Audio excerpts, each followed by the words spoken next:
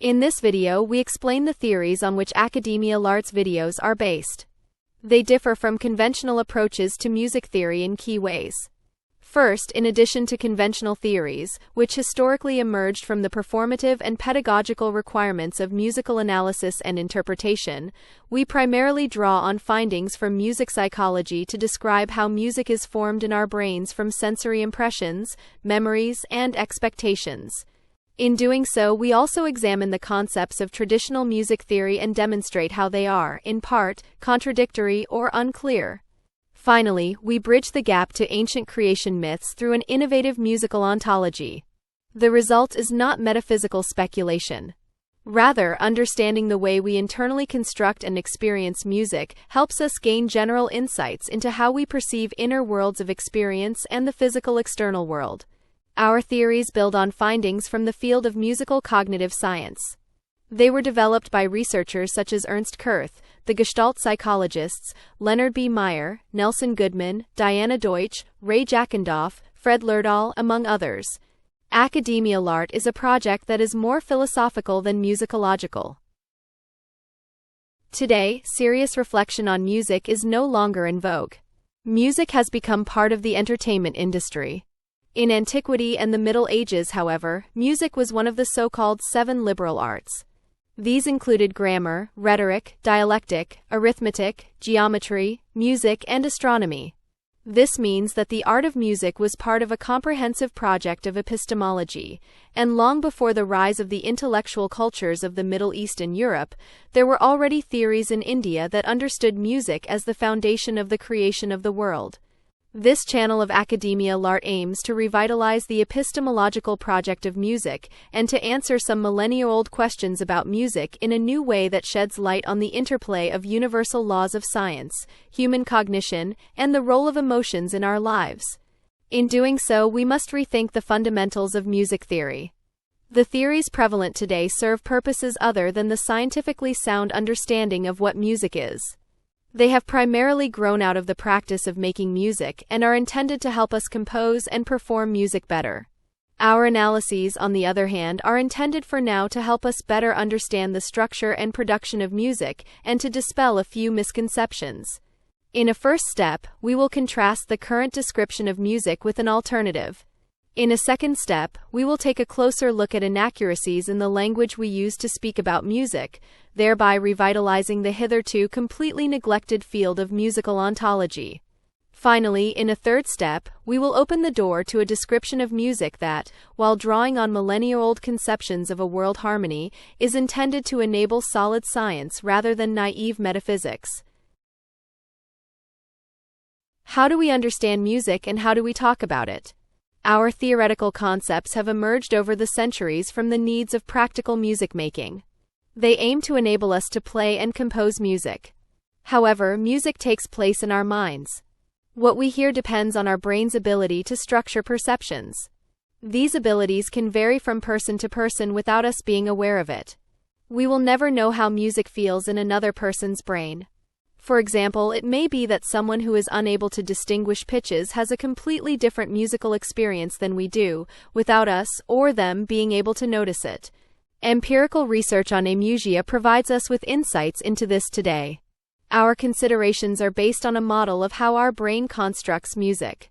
Music is understood as a kind of acoustic landscape that is shaped by sensory data reaching the ear, memories, laws of Gestalt formation, theories of emotion, and speculations about future developments within our experiential space. This means that the model uses the physiology of the ear and the brain, theories of Gestalt formation, memory structures, and theories such as so-called predictive coding as the basis for describing music. Our conceptual foundations are conceptually close to the publications of music psychologist Leonard B. Meyer, linguist Ray Jackendorf, musicologist Fred Lerdahl, Gestalt psychologists, and cognitive scientist Albert Bregman. We will dedicate videos to some of their ideas in this channel from time to time.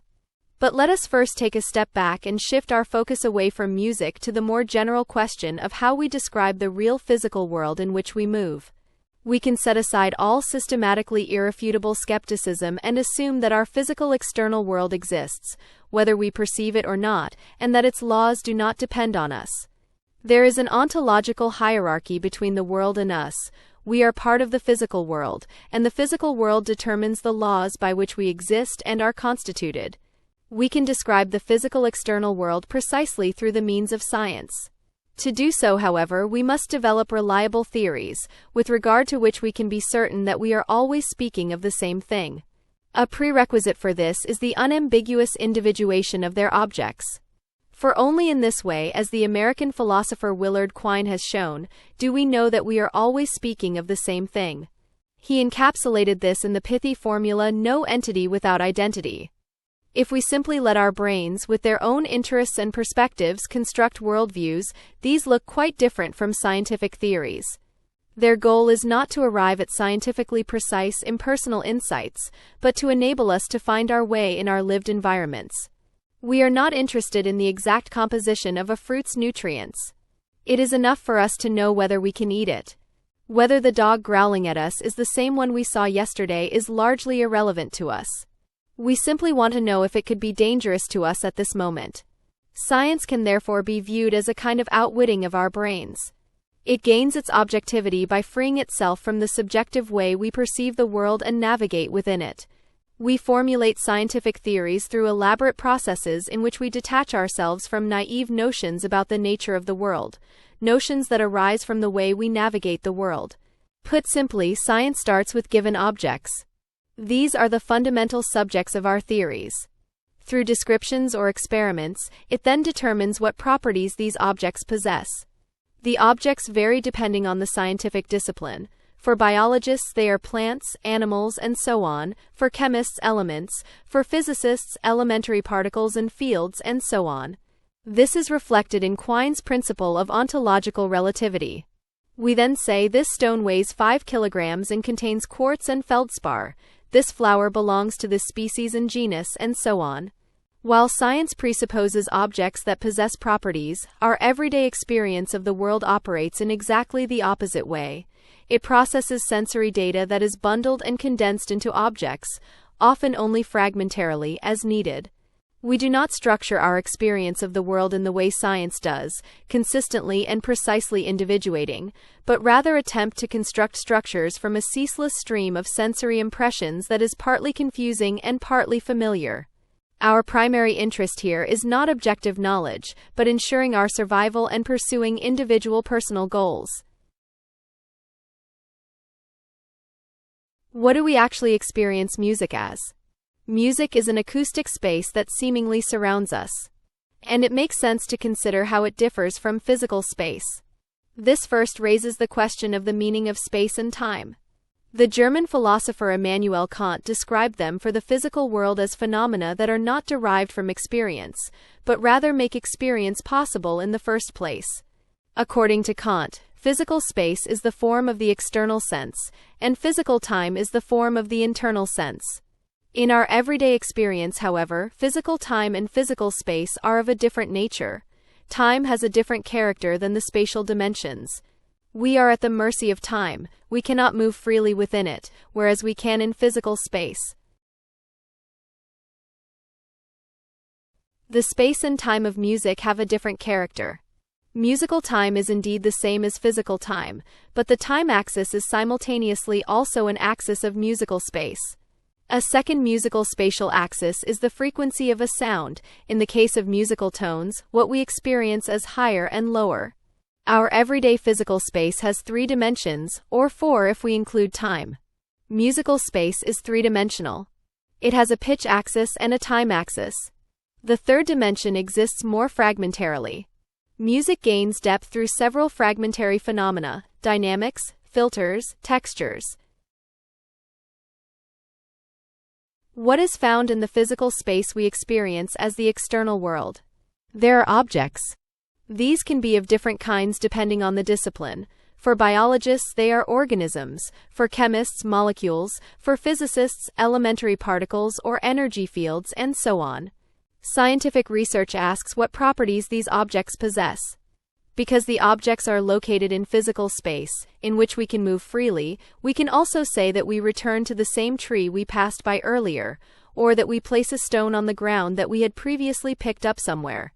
Space and time, as Kant demonstrated, are simply not properties of objects. As already mentioned, traditional music theory follows these characteristics of phenomena somewhat uncritically and likewise posits something like musical objects, tones, chords, motifs, melodies. It speaks, for example, of an A minor chord from which a musical work proceeds and to which it returns. However, there is no such thing as musical objects in the same way that there are physical objects. For musical figures are not independent of time and space.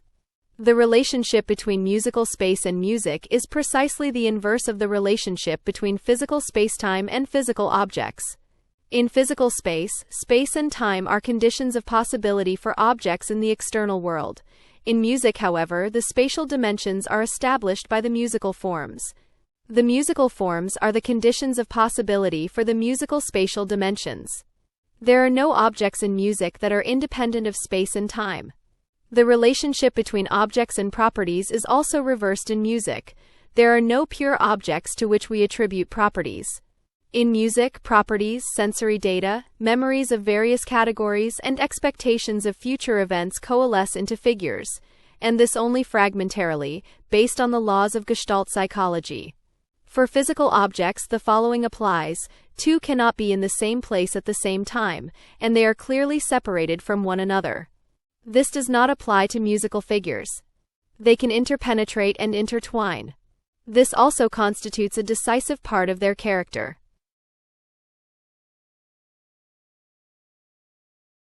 For our model, we decompose music into levels that correspond to the brain's mode of operation. And even if the brain most likely operates in a modular way, the levels we are working with are not modules discovered experimentally in the brain, but abstract, idealized levels. However, in the best case, they may allow us to design experiments with which the way our brain constructs music can be explored. Our idealized level model of music initially comprises the following stages: pulse, meter, rhythm, interval structure, melodic figures, timbre, instrumentation, articulations, dynamic sequences. These are the levels that build upon one another hierarchically. That is, each level can be fully constituted on the basis of the level immediately below it. These are the levels that the listener also perceives when listening to musicians. For the musicians themselves, there are additional levels that do not find expression in the music being played. These are the technical levels of performance: fingerings, finger and hand movements, four-wind players, breathing movements, eye control movements, tactile feedback. Now something crucial: when these levels are superimposed during music making, they do not proceed synchronously at all. Their elements are highly intertwined and form a holistic whole. The principle of the entanglement of these levels is a fundamental compositional principle of music. On a global level, it is interlocked with the system of harmonies on the same level. The harmonies intervene asymmetrically in the structure of the entangled levels, which is expressed above all in counterpoint with its suspensions, pedal points, and anticipations in individual voices. Every instrumentalist, especially pianists and organists, knows what the principle of interweaving means for them. They must master wholes in which finger movements, rhythms, visual orientation, pulse generation, and so on must be fused into a single entity. For beginners, this usually means, above all, getting a handle on the independence of the hands. Why do we feel that music speaks to us and that musical movements touch us? There is an interesting historical psychological theory on this. In 1944, the American psychologist Fritz Heider and his student Marianne Simmel showed test subjects a film featuring moving shapes. Most test subjects described the sequences as stories and perceived the shapes as acting subjects. This marked the beginning of what is known as attribution theory, and the idea that we believe there is someone behind all moving things who causes the movement. Because musical expression also resembles linguistic prosody, we are all the more likely to perceive it as a deliberate utterance by a person. It is therefore not primarily the music that creates the impression of a person communicating with us. The phenomenon is based on a more general psychological principle.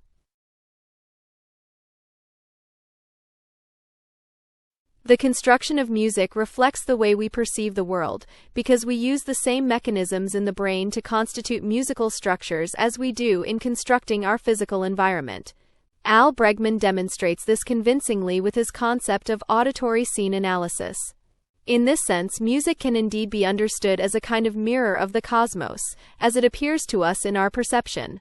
In Indian and Greek models of the creation of the world and in medieval spherical harmony, this unity was conceived, albeit in a metaphysical manner that is now completely outdated and not in terms of the psychology of perception. We have spoken of how musical objects are fragmentary in nature and composed of fragments from various regions, sensory data, memories, and so on. The structure of music theory, motivated not by ontology but by practical considerations, does not take this into account. It implicitly assumes that music is structurally identical to any domain of science. It assumes that music is constructed in the same way from objects and their relationships as, for example, biology consists of organisms with certain properties or chemistry consists of elements and molecules in certain states. Language use reflects this unreflective view. We have already mentioned that it speaks, for instance, of an A minor chord as if it were a specific, well-defined, and identifiable object. This loose ontology may play no role in musical practice. In everyday musical life, such epistemological questions do not arise. It is sufficient to have linguistic conventions through which musicians or teachers and students can communicate with one another. If communication succeeds, everything is fine. One consequence of the pragmatic approach, however, is that terms that are ambiguous or confusing also find their way into theory, which can lead to misunderstandings, especially for beginners. They may then believe they are not musically proficient enough to truly understand the theory that experienced musicians discuss so naturally and successfully. That their communication is successful, however, is due less to the clarity of music theoretical language than to long practice in professional discourse, which sometimes succeeds in spite of the language and not because of it. The example of the term interval may illustrate this. Experienced musicians would generally answer the question of what an interval is as follows. It refers to the frequency ratios between two pitches. Possible pairs of notes include unison, minor and major second, minor and major third, fourth, tritone, fifth, minor and major sixth, minor and major seventh, octave, and all pairs of notes that encompass these intervals plus one or more octaves. However, we also use the term interval in another way, namely to designate the steps of a scale, for example, the prime, second, third, fourth, fifth, sixth, seventh, and octave of a diatonic scale. The two uses are not only not identical but are, in part, incompatible. For example, when we form a dominant seventh chord, we stack the third, fifth, and minor seventh on top of each other, whereby, according to the definition of an interval as the distance between two notes, we always include the distance to the root. Confusion arises when, for example, we form a chord inversion. We still speak of the third, fifth, and seventh of the chord, but we find no interval in the first sense of the term seventh. The so-called seventh in the first inversion, together with the other notes, forms merely a tritone, a minor third, and a major second. What is our insight? There are two different meanings of the term interval. Interval A refers to the frequency distance between two notes. Interval B refers to the step in a scale. These are two phenomena that differ in terms of perception but share a common semantic root.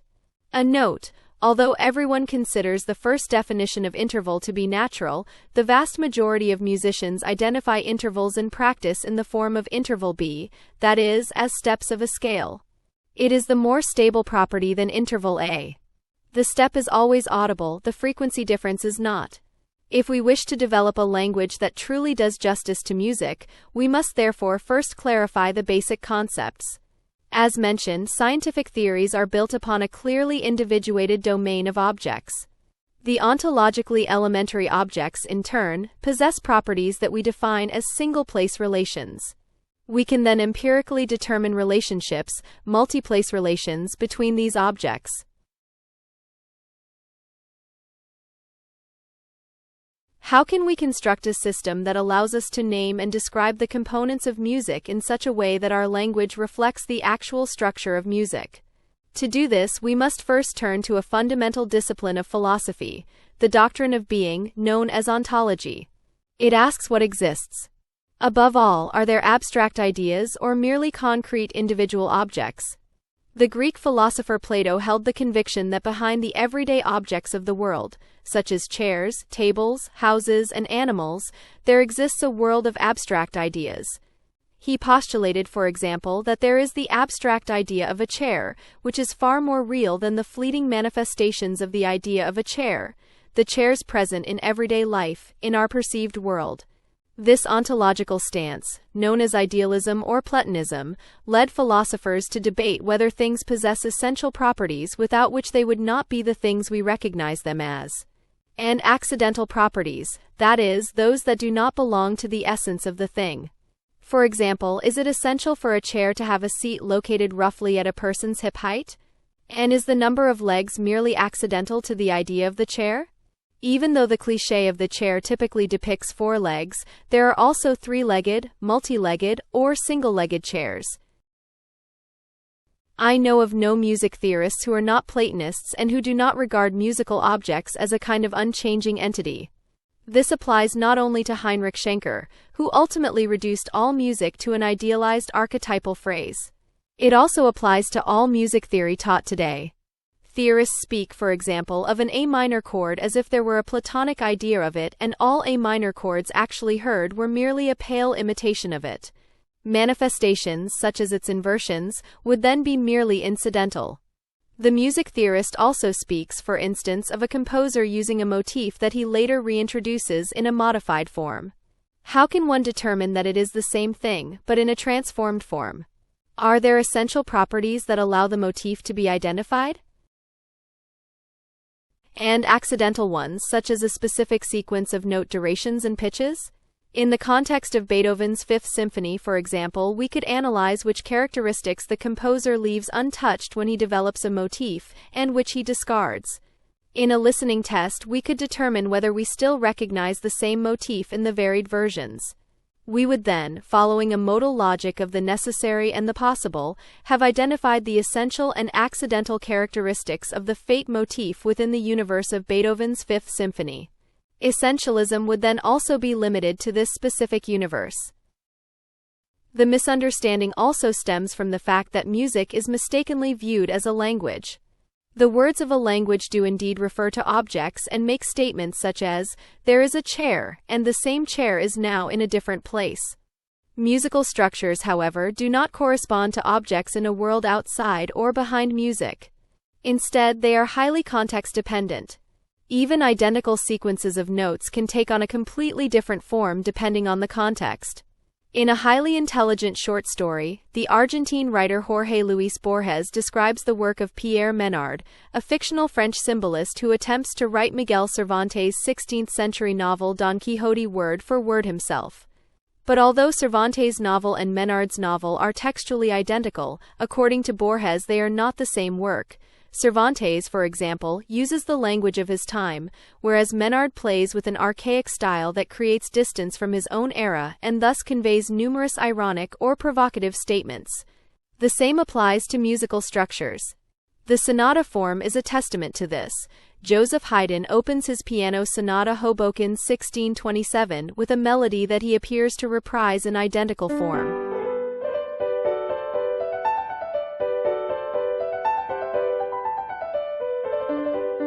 Nevertheless, it is not the same melody because it consists of a wealth of characteristics that are intertwined with its local and global context. This is already the case, for example, with the opening figure of the recapitulation, which is not yet found in the exposition and transforms the melodic fragment into a different melody.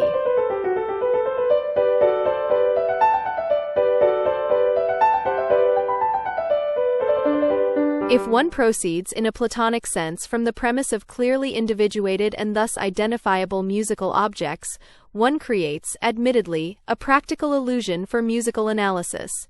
The number of musical objects remains manageable. In a movement consisting of variations, for instance, one can speak of the same melody appearing in different variations. One then proceeds from the premise of a single object manifesting in different forms. If one refrains from doing so, one must assume as many objects as there are variations, which are connected to one another in a rather complex manner through relations of similarity. This complicates the analysis because one must justify the similarity. There is no mysterious inner connection between musical structures that would allow them to be recognized as manifestations of one and the same object. There are merely structural similarities. For example, to say that a composer starts with an A minor chord and then returns to the A minor chord via a D minor chord and an E dominant chord misconstrues the ontological character of music, even if this way of speaking is, of course, very practical. The question naturally arises, and rightly so, as to whether ontological precision would be of any use to us in practical music making or in music theory. As mentioned, we cannot assume this to be the case. However, it may also open up paths to theories that make music accessible in entirely new ways. It is a nominalist view of music, such as that which the philosopher Nelson Goodman might have advocated, who rejected the existence of abstract, eternal ideas and authored an influential book on the theory of the notation of the arts.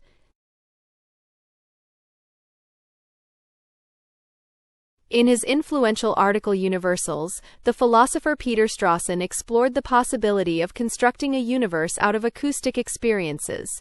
Such a universe is not physicalist and is not populated by material bodies, it is phenomenalist. In doing so, Strawson provided a framework within which an ontology of music can be modeled. Strawson's reflections lead us to the question of whether the experience of a musical space outside the learned experience of real space is even possible, and how such an experience would differ qualitatively from the experience of physical space. The question is of practical significance insofar as we can assume that the first experience of the developing human being concerns the sense of hearing, without a conception of physical space having yet formed.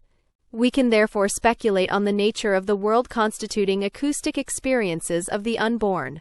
In music, unlike in the physical sciences, the objects to which properties are attributed are not fundamental. Rather, the relationship is reversed. Musical forms are the result of bundles of properties. These bundles consist of sensory data arriving at the ear in the present window, of reverberations in eidetic memory, memories in long-term memory, and expectations of future events, which, in the sense of the music psychologist Ernst Kurth, manifest as vectorial energies of the tones. This reversal of the relationship between object and properties is found in the model of trope ontology, which can be traced back to Aristotle. What is characteristic of music, however, is that these bundles of properties never coalesce into stable, unambiguously individuated objects. They form fragmentary precursors that can be described as proto-objects. Proto-objects can interpenetrate, merge, and separate from one another within the musical space. Like the musical planes we have already discussed, they are highly intertwined. When drawing the consequences of our considerations for music analysis, we must first make an important qualification. Like many music theories, we limit ourselves to the corpus of music from the so-called common practice period, which was largely shaped by major-minor tonality. This by no means implies that we would disparage all other music, such as the music of Japan, China, India, African cultures, or Western contemporary music of the 20th and 21st centuries, or regard it as less relevant. As music theorists socialized in Western Europe, Western academic theory serves as our starting point. However, the more our ideas are solidified and tested, the more interesting it will be to also consider non-European cultures, in dialogue with the practitioners and theorists of these other cultural spheres. Given the close personal and theoretical connections, the first steps in this direction are certainly blues, jazz, and the popular music of Latin America. In fact, in a series of videos on icons of the European classical piano repertoire, we will use the theoretical frameworks of jazz as analytical tools. We do not see European theory as superior to theories of other cultures. African or Indian theorists can follow the same path as we do, simply using their own socialization and culture as a starting point. This would likely enrich a universal theory of music. We would gladly defend such a theory, for there are universals in science. Logic is the same for all cultures, as is empiricism as the basis of knowledge.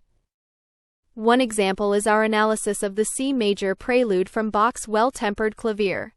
This video shows how easy it is to analyze the piece using jazz harmony and the interweaving of layers. Check it out. And let us know in the comments how interesting or unusual you find our insights.